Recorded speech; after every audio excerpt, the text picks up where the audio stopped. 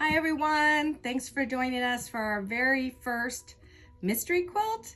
I wanted to do this to give back to you because you guys have supported me this entire year with starting up my business, and this is just my thank you to you.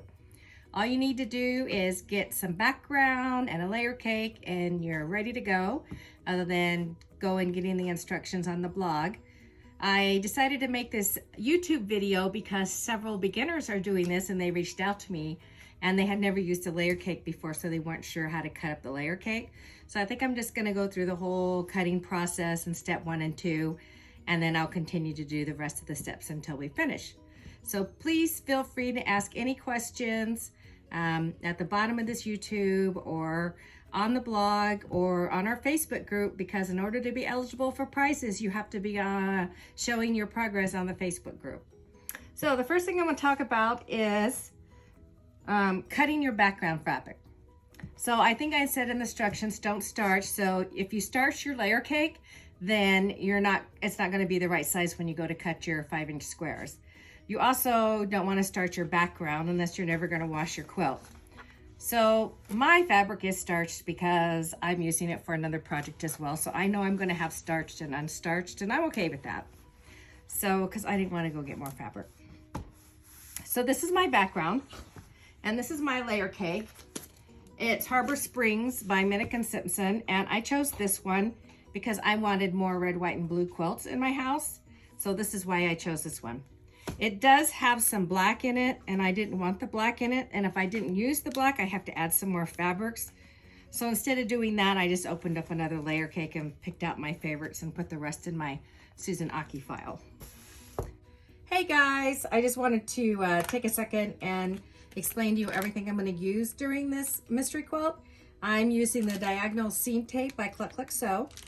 I'm using my rotary cutter with the new fresh blade, my friction pen, my alphabeties, and you can use any color you like, but I will typically use 2000 a lot. This quilt has a ton of white in it, but it also has a ton of dark navy in it. So I have chosen to use the color 2000 for this quilt, or fill color 2000. I am using my Riley Blake Taylor's Clapper. And of course I'm using my 12.5, my 24.5, and my 6.5 Creative Grids rulers. So if you don't have these, you can make live. When I didn't have alphabeties, I used little 1x1 yellow stickies and pinned into everything. So next, I'm going to tell you how to cut your background. The first thing the instructions say to do is cut 1 4.5-inch strip by the width of fabric. WOF stands for width of fabric. And so I take my fabric, here's my fold. I always tell my students to hold up your fabric like this, and you want it to hang down straight and not have that little ripple in it. And so when you get it so that it's straight, then you know you have it all on the straight of the grain. And then you lay it down and you put this fold, I tell them it's towards my fat roll. The little kids laugh because they don't know what that is, right? So I lay it, and you can cut it straight across or you can fold it in half. In this case, you can fold it in half because I know I can get my 2 5-inch squares out of this. I can get one here and one here. So I'm gonna fold it in half because I never use this fold. It does this little wave thing and I just don't use it. That's another reason to cut straight. So maybe I'll just cut the first one straight. Let's do that. So you wanna zoom in here, show them what I'm doing. I teach my students to use 2 rulers. When I started quilting, we drew lines on the fabric and cut it with scissors. But when I started quilting, I didn't have the money to go out and buy a 12x12 ruler and 18x18 ruler. So I started doing it like this. And what I do is I will treat it like one unit. I use my 12.5 and I use my 24.5. And what I do is I make it like a T, and I line up this 1/4 inch mark on my Creative Grid ruler, and I just come over here and treat it like one unit. And I'm going to trim off It's all squared. I don't know, can they see that? So I think what I'm gonna need to do is go over there to do this. Okay. So they can see it. Go ahead and stop it. And Emma's come around here. She's my photographer for the day. And Emma graduated today, so everybody say congratulations to Emma. She graduated from 11th grade, going into 12th. So notice I have this 1/4 inch on this fold. I have the fold towards my fat roll. I'm butting this up against it. I like to move these together because it flattens my fabric. So I come over, and you will get used to doing this. It becomes second nature. And what I want to do is I want to get a nice straight cut here. So I'm going to move this one out of the way. I'm going to crawl underneath Emma. I'm going to cut, and then I move my hand up to hold the top part. And so now I have a square, straight of the grain piece of fabric. So when I use my ruler, I always teach my students to have the 1 and the 1 in the right corner, always on the right side, or you're going to get in trouble because most rulers now have this 1/2 inch over here. And if you have it the other way, you're going to make mistakes. So first we're going to make sure that we have the 1 and 1. I know this is a straight line over here on the left because I just squared it up. I'm going to count 1, 2, 3, 4, 5. And I know that on these creative rulers, these white circles are even numbers and the black circles are half. And when you start using them, you get used to it. So I'm going to put my hand here. I come up, and then I'm going to move it up. Now, I don't move my ruler until I make sure I've cut all the way through by just pulling it. And the next thing I do is I'm going to move my ruler over. And I leave this fabric here because sometimes I will cut 4, 5 layers, 6 layers at a time. And this helps balance my ruler so it's not wobbly. So again, I'm going to line it up next to my 5. And I'm going to cut 5. Okay, so I have 2 5-inch strips. I'm going to flip them around so I can cut them. And I just push them up against each other like this. Let's not do that. Let's do one at a time. So a lot of people like to use a 5-inch square for this, which is fine. I find that my students have better success if they use a little bigger square. And so what I'm doing to do here is I'm going to cut it bigger. I saw that this is where my little selvage is. And you don't want to use your selvage because your selvage has been held on the edges with little pins and it's woven tighter. So you definitely don't want to use that. And then I flip it around. And I'm going to cut my 5-inch square. But first, I want to make sure I have my 1 and my 1. Just like this. 1, 1. And I cut the 5 and 5. So I have my 2 5-inch squares. So I like to leave this here to balance the ruler. And I'm going to cut another 5. Sorry, we don't have an overhead camera. We do have one. We just haven't learned yet how to switch from camera to camera. So we are ad-libbing because I wanted to get this done for you guys, and so you knew what to do. Pull this over and cut my last one.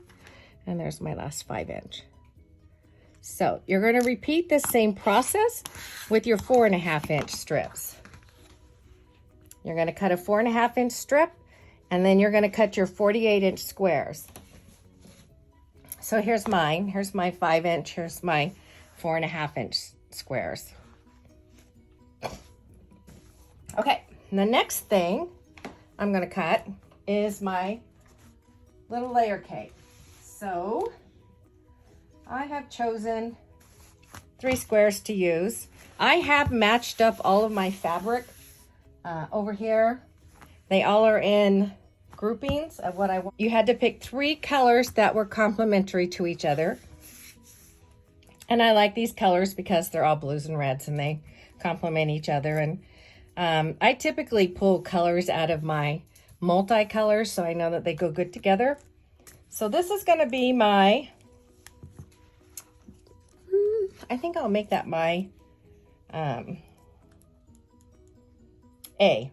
This is going to be my A, and this is going to be my C, and this is going to be my B. Okay, so let's go and cut our A first. One of the questions I often get about layer cakes and jelly rolls and all pre-cuts is that, is it the peak or the valley over here of your edge that is pinked? And some layer cakes are the peak and some are the valley. So what you need to do is you just need to measure them. So I'm measuring this one from the pink. You can notice it peak. It's a little bit over 10 inches, about 1/4 of an inch. And this one over here is right on. Just know that everyone is going to be different. So the first thing I'm going to do is I'm going to cut, A is a 4.5 by 4.5 inch square. So I'm going to trim off, since I can, I'm going to trim off some of this little edge over here because I know I don't need it. And I'm just lining the 1/4 inch mark here with the inside of the peak. Or actually, I think I'll use the outside because it's easier to see. And I'm going to trim it off.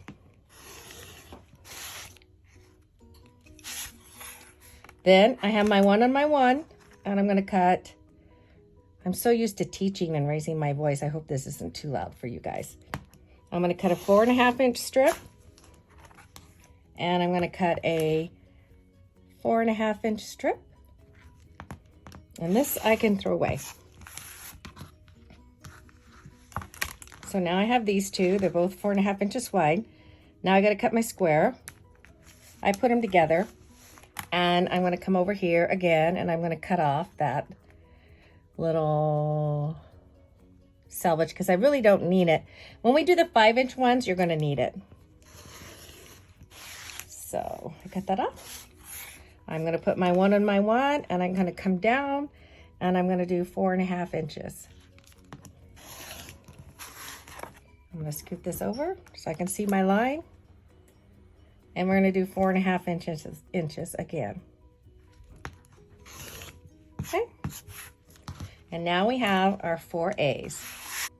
Okay, now we're going to move on to our B. And our B is going to be 4 5 by 5 inch squares. And they don't have to be perfectly 5 by 5. They can be 5 1/4, 5 1/8. But as long as they're 5 by 5, because we are going to trim these down.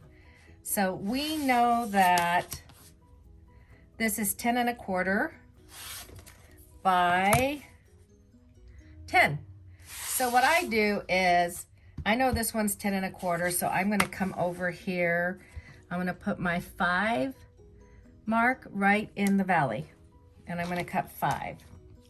And what I'm going to do, it's much easier to turn this if I have it on my little Olfa here. I also have a rotating mat, but I'm kind of fond of this one here.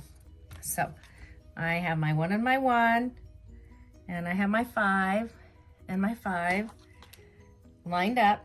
The white circle on creative grids are even numbers. It's lined up, and I'm just going to cut it. Now I'm going to rotate this whole thing so I don't have to disturb my fabric. I didn't have to move it at all. And this side is 10, about 10. So I'm gonna, it's 10 from cleavage to cleavage. So I can come over and cleavage. I say cleavage, sorry you guys, that's a valley. It's from teaching applique. And I'm gonna cut 5. The circle 5 is on the 5. Okay, so now I have my two 5-inch, 4 of them, 5-inch squares. And these are my B's. And I'm gonna sit my B's right here. These are my 4.5 inch and these are my 5-inch. So they each have their number on them. There we go, I dropped that. Now we're gonna do our D's. My D fabric. Again, I'm gonna cut this on this because I know I'm gonna be turning it. You have plenty of fabric to cut your 12 1.5 by 1.5 inch squares. So the first thing I want to do is I want to square this up, and I'm going to line the 1/4 inch mark on the valley. I'm going to remove this. And I'm gonna come over and make sure your 1 and your 1 is here.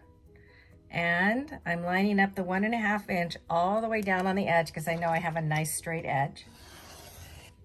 It's really hard to see where you cut, so it's helpful to just move it a little bit and leave it there.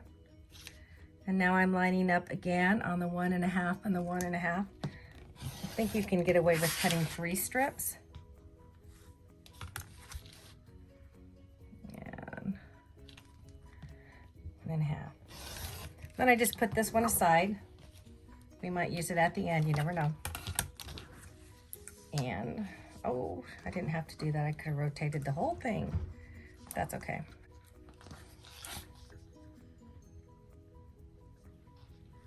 So now I'm gonna switch to my little square. And 1 and 1, upper right. And I'm just gonna line up the 1/4 inch again. I wanna make sure that I get this square. And I'm gonna cut 1.5 inch squares. I hope you guys can see that I have the 1 and the 1. There's 3.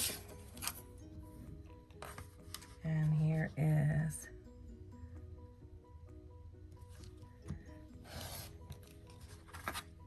6.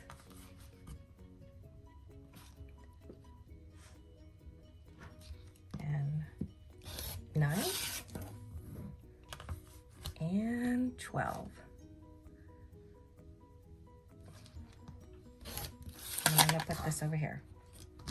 Goes in my scrap basket.